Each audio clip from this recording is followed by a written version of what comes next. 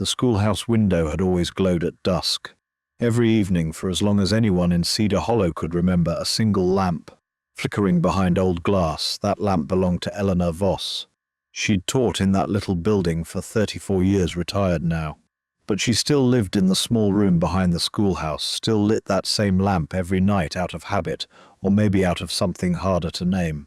This particular evening, in the autumn of 1895, the window stayed dark. Nobody noticed. Not the first night. Not the second. By the third night, one boy walking home with a bundle of firewood on his shoulder stopped in the road and looked up. No light. Something about that stillness settled into his chest like a stone. He didn't know it yet, but that dark window was about to change the rest of his life. Eleanor Voss had not always lived alone. Once she'd had a whole future laid out in front of her. A young man named Thomas. A wedding planned for the spring of 1862. Then the war came. Thomas rode east to fight. He never rode back. Eleanor was 23 when the letter arrived. She never married after that.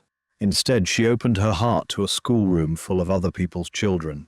Year after year, and told herself it was enough. Most days it was. She taught reading, taught arithmetic, taught manners to boys who had none and patience to girls who needed it. But some evenings, alone in her small room, the quiet pressed in a little too close. She kept a small tin box on her shelf. Inside it, a single faded photograph. She never showed it to anyone, not in 33 years. She simply lit her lamp each night and let the silence keep her company. Caleb Finch was 11 years old, and he noticed things other people walked right past. His parents had died of fever 2 winters back. He lived now with a distant cousin who fed him but little else. Each evening, Caleb delivered firewood to earn his keep, walking the same dusty road past the schoolhouse.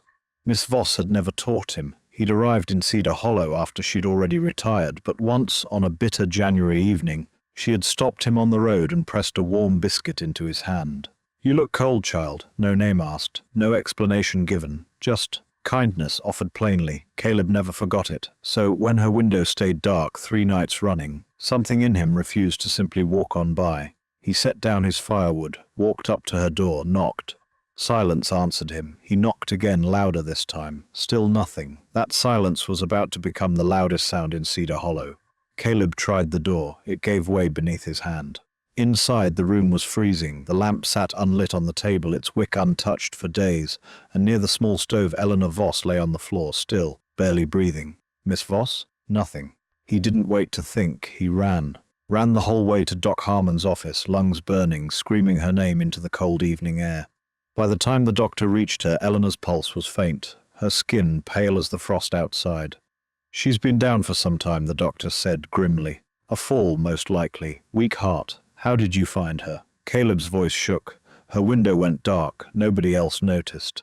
The doctor looked at the boy for a long moment, said nothing, but something in his expression made clear. 3 more days, and nobody would have found her at all. Eleanor survived the night. Barely. Doc Harmon insisted someone stay with her while she recovered, and Caleb, without quite deciding to, simply never left. Each afternoon after his deliveries he came by, lit the fire, boiled broth, sat quietly even on the days she had nothing to say. At first Eleanor said very little, old habits. But boys who've learned to survive on their own have a patience most adults forget. "Why'd you stop for me?" Caleb finally asked one evening, watching her sip broth with trembling hands. Eleanor was quiet. "Because once," she said slowly, "a stranger stopped for me, during the war. I never even learned her name. So you're paying it back?" A faint smile crossed her face. Something like that. It wasn't much, but it was more than Eleanor Voss had told another soul in over 3 decades, and something in the room felt just a little less cold. Winter deepened. So did something quieter, harder to name. Caleb began bringing his schoolwork to Eleanor's table, working through his letters while she mended by lamplight. She corrected his spelling. He told her the news from town, the small things she'd missed while shut away in her grief. Small things, ordinary things. But ordinary things, given enough evenings, start to feel like something else. One night, Eleanor set down her needle, looked at the boy across the table. "You don't have to keep coming here." Caleb didn't look up. "I know." "Then why do you?" He thought about it a long moment. "You noticed I was cold once," he said. "Nobody else did." Eleanor's hands went still. She said nothing. She didn't need to. Some kindness isn't repaid in words. It's repaid by showing up again, until showing up simply becomes the shape of 2 lives quietly growing into one. It was Doc Harmon who found the truth, quite by accident. While helping tidy Eleanor's shelves during her recovery, he found a small ledger tucked behind old schoolbooks, names, dates, small sums of money.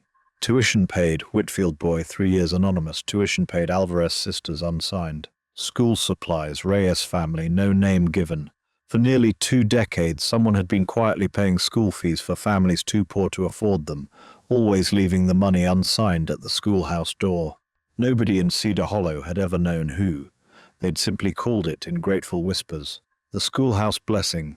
Nobody imagined it was the retired teacher herself, living quietly behind the very building she'd once filled with other people's children.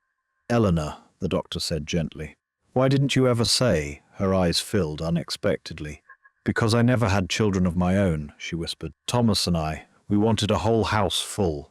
I couldn't give them mine, so I made sure other children got their chance instead." The room went very quiet. 33 years of grief turned one silent payment at a time into 33 years of grace. Word of Eleanor's secret spread through Cedar Hollow like warmth through cold hands. Families she'd quietly helped began appearing at her door. Not out of pity now, out of love long overdue. But it was news about Caleb that brought the hardest evening of all. "Your cousin's moving on to Bozeman," the sheriff told the boy plainly. "Taking work on the rail line. You're to go with him. Already arranged." Caleb ran straight to Eleanor's door, breathless, eyes red. "They're sending me away. I don't even know if he wants me there. I'm just extra. Everywhere I go, I'm just extra." Eleanor knelt down, her old knees protesting, looked him steady in the eye. "You have never once been extra," she said. "Not since the night you knocked on this door and refused to leave. That night, by lamplight." Eleanor Voss did something she hadn't done in 33 years. She opened the tin box on her shelf, looked at Thomas's photograph one final time. Then she took out a fresh sheet of paper and began a very different kind of letter to the county judge, asking what an old woman, alone, with no family of her own, might do to take in a boy who had none either. It was the hardest letter of her life. She sent it anyway. The judge's answer took 6 long weeks. 6 weeks of Caleb not knowing where his life was headed. 6 weeks of Eleanor pacing her small room at night, afraid to hope for something she might lose all over again. Then, on a clear, cold morning in February, a wagon stopped outside the schoolhouse gate. Not a wagon bound for Bozeman. A wagon carrying Caleb Finch and everything he owned. Eleanor stood at her door, hands trembling, unable to find words. Caleb climbed down slowly. "The judge said yes," he said quietly, "if you still want me." Eleanor crossed the yard faster than her old legs had carried her in years. "Want you," she said, pulling him close. "Child, you saved my life. I've wanted you since the night you refused to walk past my door." For the first time in over 3 decades, the schoolhouse lamp burned steadily every single evening, and every evening a boy sat across the table from her, doing his letters by that same warm light, no longer out of duty. But because at last it was his light too, Eleanor Voss lived another 12 years, long enough to see Caleb finish school, long enough to watch him become a teacher himself, right there in the very schoolhouse where she'd once taught alone. When she passed peacefully, in the same chair where she'd once mended coats by lamplight, half of Cedar Hollow came to see her buried on the hill above the church, beside a small weathered stone she'd placed there decades earlier for a man named Thomas who never came home. At her own request, her headstone read only, "She lit the way for children who were never quite her own, and somehow they all were." Caleb kept her ledger exactly as she'd left it, and in a drawer in his own home years later sat a small tin box of his own, still quietly paying forward what a dark window once had taught him about noticing. Kindness rarely announces itself. More often it's a biscuit pressed into cold hands. An unsigned payment left at a schoolhouse door. A window someone finally thought to check. We are not saved by grand gestures nearly as often as we are saved by someone who simply noticed, who knocked a second time, who refused to let the silence win. And in that noticing, 2 lonely lives became at last a family.